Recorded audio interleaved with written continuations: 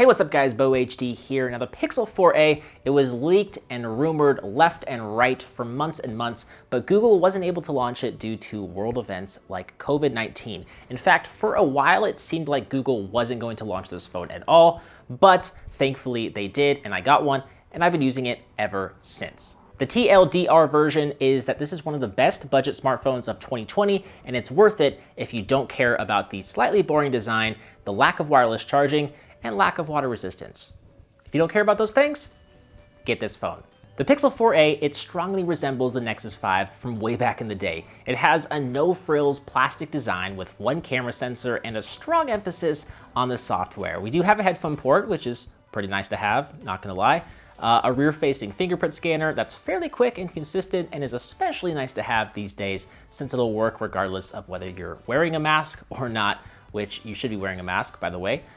There's a splash of color on the power button. That's cool, I guess.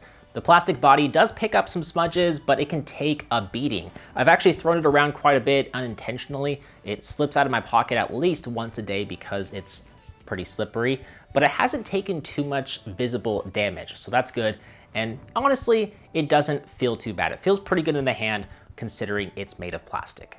But my favorite aspect of the design is its one-handed usability. In a sea of phablets, which I don't even think that's a term anymore, but basically in a sea of smartphones with massive displays that resemble tablets, the Pixel 4a, it stands out for being relatively small.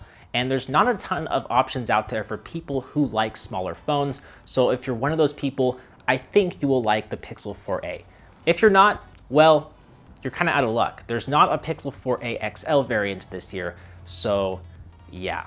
But the display, it reaches all four corners of the device with pretty minimal side bezels. There's a cutout for the front-facing camera in the upper left-hand corner that I don't think will bother you. It's an AMOLED display, which is great to see. It supports those really nice contrast ratios and ultra deep black colors, and it supports a high resolution of 1080 by 2340. The downside is that it's a standard 60 Hz refresh rate. Other than that, this display is fine. Nothing special, but definitely not bad. Where this phone shines though is in the software. You get a pure version of Google with Android 10 running out of the box and support for future versions of Android for the next 3 years, which is not something to easily dismiss. And because it's so well optimized, it actually runs pretty well despite having a mid-tier Snapdragon 730G chip inside. It's definitely not as fast as something like the OnePlus 8 Pro that I was using before this, but animations and web pages loaded without much lag or stuttering during my usage. So it remained smooth overall, which is very important. If you do a lot of gaming, I'm not gonna lie, this phone is not gonna be ideal. I'm just gonna put it out there. The display isn't particularly big, the processor isn't particularly fast, and the speakers aren't particularly good. You can definitely play some of the most popular Battle Royale games, for example, but expect some graphics to be lower resolution than what you'd find on a higher end device, and expect some lag. The star of the show, maybe right behind the software, is the main 12.2 megapixel camera. That's the same main sensor found in the premium flagship Pixel 4.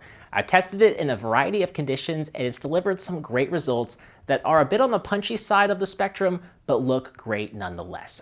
Now, I was in some situations where I wished I'd had an ultra wide angle lens, but I could argue that it's worth having an exceptional main camera and no additional lenses than a mediocre main sensor and an ultra-wide and telephoto sensor. Ultimately, you're gonna have to make that decision, but I'm really impressed with the photos I captured with this phone and this one main camera sensor. The portrait mode that relies almost entirely on software, it did a great job feathering the edges of my subjects and blurring the correct areas out. It's not 100% and it still struggles around hair, but when it gets it right, you will think the photo was captured via a DSLR. Now, battery life is pretty darn strong. It lasts throughout most of the day on a single charge. It can get you around 5 hours of screen on time, which is just above average, so it's not like exceptional, but it's not bad. I will say, I really wished it had wireless charging. There was some early reports that suggested it would, but unfortunately it does not.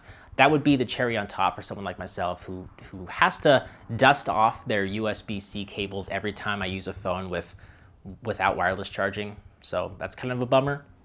The dual stereo speakers, they sound pretty good, a step above some of the bottom of the barrel budget devices, but definitely short of the flagships on the market. Overall, Google has kept with the same general formula it had with the Google Pixel 3a, which went on to be our favorite phone of 2019.